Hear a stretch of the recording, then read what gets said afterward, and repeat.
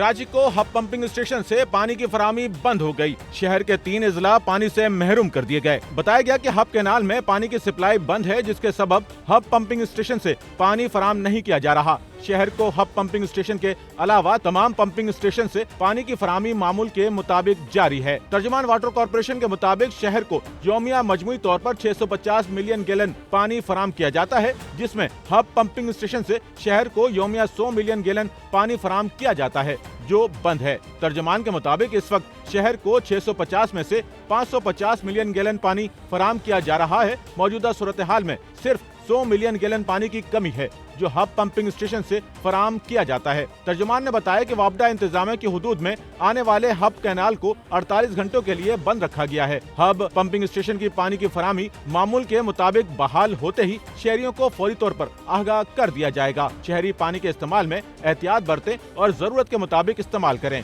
Cameraman Amin के साथ Nauman Rafiq, SNN Karachi. Sachal news network की वीडियोस में खुशामदीद। नाजरीन, वीडियो से मुतालिक अपनी कीमती राय का इजहार कमेंट बॉक्स में ज़रूर करें और चैनल को सब्सक्राइब करें।